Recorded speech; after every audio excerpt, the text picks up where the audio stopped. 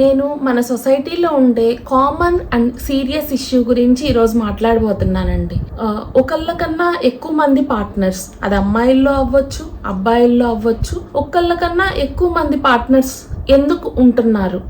General statistics ప్రకారం చూసుకుంటే world wide లో అబ్బాయిల్లో ఈ టెండెన్సీ ఎక్కువ ఉంటుంది. ఎక్కువ మంది అబ్బాయిలు ఒకళ్ళ కన్నా ఎక్కువ షార్ట్ టర్మ్ రిలేషన్షిప్స్ మెయింటైన్ చేయటం, ఎక్కువ పార్ట్నర్స్ మెయింటైన్ చేయటం అనేది అమ్మాయిల మీద చాలా డామినెంట్ గా ఉన్నారు. వీటికి రీజన్స్ ఏంటి? ఈ మధ్య మన లాలో కూడా అడల్ట్రేషన్ అని ఒకటి తీసుకురావటం వల్ల ఈ ధోరణి కుటుంబాల్లో కూడా వచ్చేసింది. ఇది విపరీతంగా పాకిపోతుంది. సో దీని గురించి మనం తెలుసుకుందామండి.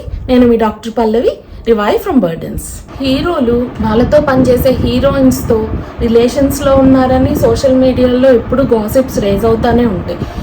దాంతోపాటు సోషల్ మీడియాలో సెలబ్రిటీస్ వీళ్ళందరి మీద స్టోరీస్ రన్ అవుతానే ఉంటున్నాయి. వీడియో ఎవరిని పర్సనల్గా టార్గెట్ చేయటం నా ముఖ్య ఉద్దేశం కాదండి. అసలు ఎందుకు ఇలాగ జరుగుతుంది అని చర్చించుకోవటమే దీని మెయిన్ ఉద్దేశం. జనరల్గా మేల్స్ చాలా ఇన్సెక్యూర్గా ఉంటారంటండి. బయటకి స్ట్రాంగ్గా, చాలా కోపంగా, మ్యాన్లీ ఈగోగా ఇలాగా బయటకి పోర్ట్రే అవుతున్నా వాళ్ళు ఇంటర్నల్ గా ఇన్సెక్యూర్ ఫీలింగ్స్ తో ఉంటారు. అదే అమ్మాయిలు బయటకి కూల్ గా, కామ్ గా కనిపించినా దే ఆర్ మోర్ స్టేబుల్. వాళ్ళకి ఎక్కువ ఎమోషనల్ స్టెబిలిటీ ఉంటుంది. They feel secure that somebody is there to take care of them. వాళ్ళ ఫాదర్ ని చూసుకొని, వాళ్ళ బ్రదర్ ని చూసుకొని అయి ఉండొచ్చు, వాళ్ళ ఫ్యామిలీ రిలేషన్స్ ని చూసుకొని అయి ఉండొచ్చు. అమ్మాయిలు చాలా సెక్యూర్డ్ గా ఫీల్ అవుతారు. అదే అబ్బాయిలు ఇంటర్నల్ గా బయటకి మ్యాన్లీగా కనిపించినా లోపల ఇంటర్నల్ గా ఇన్సెక్యూరిటీతోనే ఉంటారండి. ఇంకొకటి, ఈ అబ్బాయిలకి they always thrive for social image. వాళ్ళకి ఒక సోషల్ ఇమేజ్, సోషల్ స్టేటస్ మీద ఎక్కువ ఇంట్రెస్ట్ ఉంటుంది.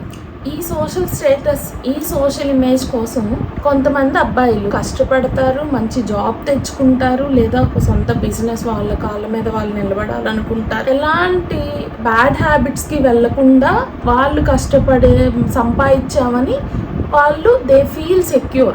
కొంతమంది అబ్బాయిలు కష్టపడతారు, డబ్బులు సంపాదిస్తారు, కానీ అది వాళ్ళకి సరిపోదు. They want to seek something else. ఈ టైంలోనే వాళ్ళు సోషల్ లైఫ్ కోసం they start looking for female needs. ఇంకా కొంతమంది ఉంటారు, వాళ్ళు అసలు కష్టపడరు, సంపాదించరు. వాళ్ళ పెద్దవాళ్ళు, ఫాదర్స్, గ్రాండ్ ఫాదర్స్ సంపాదించిన డబ్బుల్ని ఎంజాయ్ చేస్తా వాళ్ళు అన్ని రకాల చెడు అలవాట్లకి, దురలవాటుల్లో they feel secure in those aspects. ఇక్కడ ఒక సెక్యూర్ జోన్ వెతుక్కుంటారు, కానీ అది ఎప్పటికీ సెక్యూర్ అవ్వదు, అది ఎప్పటికీ ఇన్సెక్యూరే. కానీ వాళ్ళకి అదే కంఫర్టబుల్ అనిపించింది. Why some men date multiple women?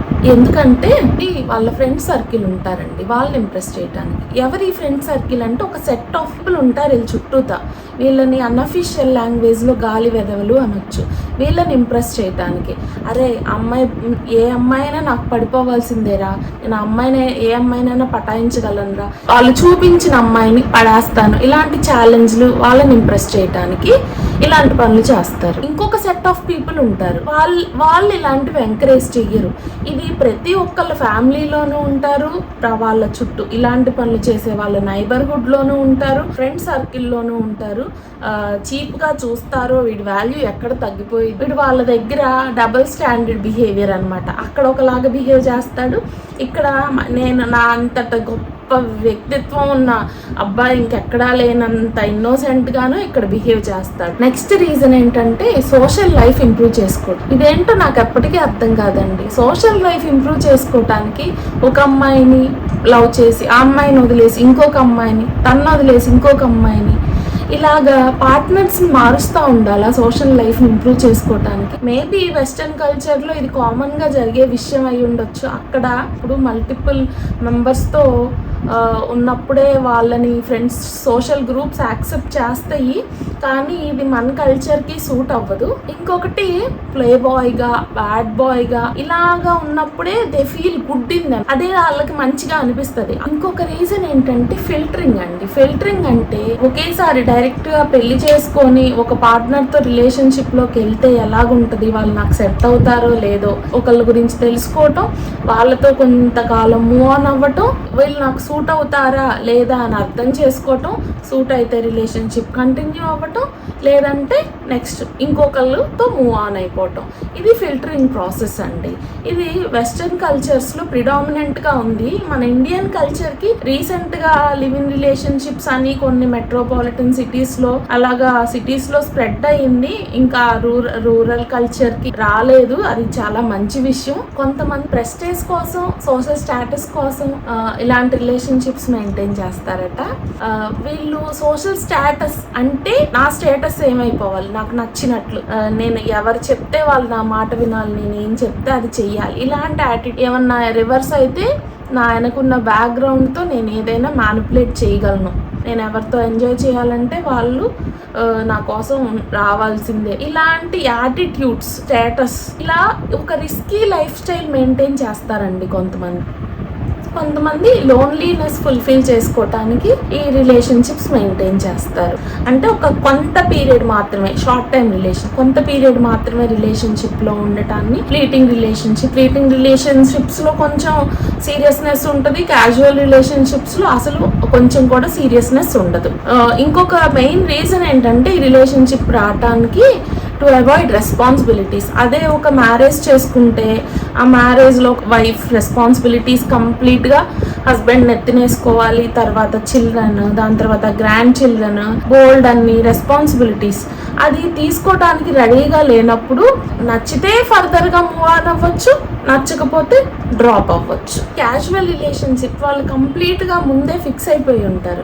ఈ క్యాజువల్ రిలేషన్షిప్స్లో ఒక భాగమే ట్రావెల్ రొమాన్స్ అనేది. ట్రావెలర్స్ ఉన్నారనుకోండి, ఒక కంట్రీకి వెళ్ళి అక్కడ వ్లాగ్స్ తీస్తారు, ఇంకొక కంట్రీకి వెళ్ళి అక్కడ ఇంకొక వ్లాగ్స్ తీస్తారు. వీళ్ళు కంట్రీలని ఎలాగ మారుస్తారో ఒక్కొక్క కంట్రీలో ఒక్కొక్క అమ్మాయిని కూడా అలా ఈజీగా మార్చేస్తారు. వీళ్ళ దాంట్లో ఎలాంటి ఎమోషనల్ అటాచ్మెంట్ ఉండదు. ఒక కంట్రీని చూసి, అక్కడ డిఫరెంట్ ప్లేసెస్ని చూసి వీళ్ళు ఎలాగ ఎంజాయ్ చేస్తారు, అలాగే వాళ్ళు అమ్మాయిల్ని కూడా అంత క్యాజువల్గా మారుస్తూ ఉంటారు.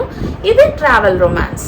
ఈ టైప్ ఆఫ్ రిలేషన్స్లో కొన్ని సెట్ ఆఫ్ రూల్స్ ఉన్నాయి. దాంట్లో ఫస్ట్ది ఏంటంటే ఎక్స్పైరీ డేట్. అంటే ఈ రిలేషన్లోకి ఎంటర్ అయ్యే ముందే ఆ అమ్మాయికి కానీ అబ్బాయికి కానీ లైఫ్ లాంగ్ రిలేషన్షిప్ కాదు, దీనికి ఒక ఎక్స్పైరీ డేట్ ఉంది, దీనికి ఒక సర్టన్ ఎండ్ పాయింట్ ఉంది అన్న ఉద్దేశంతోనే ఆ రిలేషన్షిప్ లోకి ఎంటర్ అవుతారు. ఇక్కడ బౌండరీస్ చాలా ఫ్లెక్సిబుల్ గా ఉంది. అంటే ఈ బౌండరీస్ కి ఒక ఇంటిగ్రిటీ ఉండదు. అలా కావాలంటే అలా చేంజ్ చేసుకుంటా ఉండొచ్చు. They focus on present moment. ఇప్పుడున్న ప్రెసెంట్ లోనే వాళ్ళు ఉండాలనుకుంటారు. అంటే అమ్మాయికి కానీ ఆ అబ్బాయికి కానీ ఏదైనా పాస్ట్ లైఫ్ ఉండొచ్చు, అది మాకు సంబంధం లేదు. ఈ ప్రెసెంట్ నాతోనే ఉన్నారా లేదా, నాతో ఉన్న పీరియడ్ మాత్రం చీట్ చేయకూడదు, హానెస్టీ ఉండాలి, నాతో ఒక కమిట్మెంట్ ఉండాలి, నాతో ఉన్నంత కాలం, నన్ను వదిలేసాక నువ్వు ఎవరితో అయినా వెళ్ళొచ్చు. సో ఇదొక రీజన్.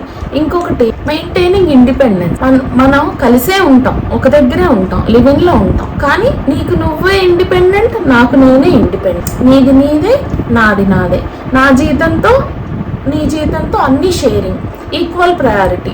నీకు నా మీద అథారిటీ లేదు, నాకు నీ మీద అథారిటీ లేదు. Respect others boundaries. వీళ్ళు అవతల బౌండరీస్, అవతల వాళ్ళ అభిప్రాయాల్ని, అవతల వాళ్ళ ఇష్టాయిష్టాలని గౌరవించాలి.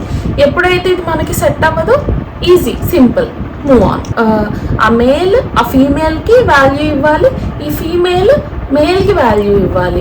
అదే మ్యారేజ్ రిలేషన్షిప్స్లో ఇలాంటి వాటి గురించి ముఖ్యంగా ఫైట్లు జరుగుతూ ఉంటారు. ఇది నాకు సెట్ అవ్వదు అని ఎప్పుడైతే వాళ్ళకి అనిపించిద్దో, దాని తర్వాత కొంతకాలం వీళ్ళు కలిసి ఉన్న రిలేషన్షిప్ మెయింటైన్ అయినా వీళ్ళు బ్రేకప్కి ముందుగానే ప్రిపేర్ చేసుకుంటా బ్రెయిన్ని, అప్పుడు బ్రేకప్ అవుతారు ఇద్దరు.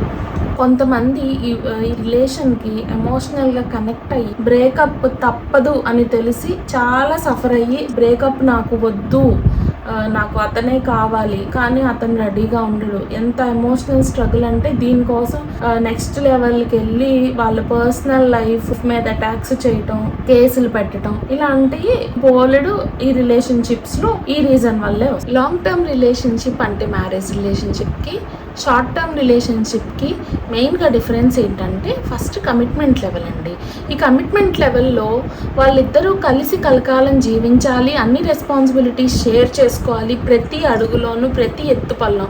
అంటే హస్బెండ్ మంచిగా సంపాదించి అంతా బాగుండి అంతా మంచిగా ఉన్న పరిస్థితుల్లోనూ లాస్ వచ్చి అన్నీ కోల్పోయిన సందర్భంలోనూ, ఎలాంటి సందర్భంలోనైనా తోడుగా ఉన్నాను, నా పార్ట్నర్ ఉండాలి అని అవతల పార్ట్నర్ అనుకుంటారు. ఇది కమిట్మెంట్ లెవెల్.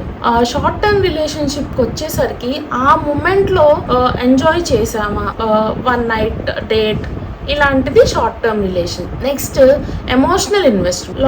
మ్యారేజ్ లో ఇది అసలు చాలా డీప్ ఏరియా, కాంప్లెక్స్ ఏరియా. ఒకళ్ళ ఎమోషన్స్ ని ఒకళ్ళు అర్థం చేసుకోవాలి, అవతల ఏ టైంలో ఎలాగ బిహేవ్ చేస్తారు, వాళ్ళ నీడ్స్ ఏంటి, వాళ్ళ గోల్స్ ఏంటి, మనం ఎంతవరకు సహకరించగలం, ఒకళ్ళనొకళ్ళు ఇన్ఫ్లుయెన్స్ చేసుకోవటం, ఒకళ్ళనొకళ్ళు కరెక్ట్ చేసుకోవటం, సందర్భాల్లో బోల్డ్ అండ్ ఎమోషన్స్ వెంట్ అవుట్ చేయటం, హ్యాపీ, సాడ్నెస్, గ్రీఫ్, అన్ని టైప్ ఆఫ్ ఎమోషన్స్ కలిపి ఇద్దరు షేర్ చేసుకుంటా ఒక మంత్, ప్రతి ఒక్క వీక్ ఒక ఛాలెంజ్, ఒక ఎక్స్పీరియన్స్, దీన్ని ఓవర్కమ్ చేసుకుంటా ముందుకి అడుగేయటమే సంసార సాగరం అంటారు దీన్ని. అదే షార్ట్ టర్మ్ రిలేషన్షిప్ ఏ ఎమోషన్ తో సంబంధం లేదు, care free, take it easy, go on. ఇది షార్ట్ టర్మ్ రిలేషన్షిప్ పాలసీ. తర్వాత కమ్యూనికేషన్. ఇది open communication, vulnerable communication. Short term relationship policy ఏంటి, మోర్ క్యాజువల్ అండ్ ఫ్లర్టియస్ కమ్యూనికేషన్. తర్వాత లాంగ్ టర్మ్ లో గోల్. ఈ గోల్ ఏంటి, లాంగ్ లాస్ట్. ఇక్కడ ఫన్, ఎక్సైట్మెంట్, సెల్ఫ్ డిస్కవరీ. ఇంకొకటి బెస్ట్ పార్ట్ ఏంటంటే home food. Long term marriage relationship లో దొరికేది హెల్దీ హోమ్ ఫుడ్. అదే షార్ట్ టర్మ్ రిలేషన్షిప్ లో దొరికేది out side hotel are restaurant meals, tiffins, Swiggy orders. Short term relationship కి marriage, అదే long term relationship, marriage relationship అనేది కొంచెం కష్టమేనండి. సాగరం ఈదటం అనేది చాలా కష్టం. సో చాలా అడ్జస్ట్ అవ్వాల్సి ఉంటుంది, చాలా త్యాగాలు చేయాల్సి ఉంటుంది, ఒకళ్ళ కోసం ఒకళ్ళు చాలా తగ్గాల్సి ఉంటుంది. ఇంత కష్టం అయినప్పటికీ కూడా at the end of the day మనకు ఒక కన్సైన్స్ ఉంటుందండి. మన సెల్ఫ్ మనల్ని అడుగుతూ ఉంటుంది, మనం రైట్ చేసామా, రాంగ్ చేసామా.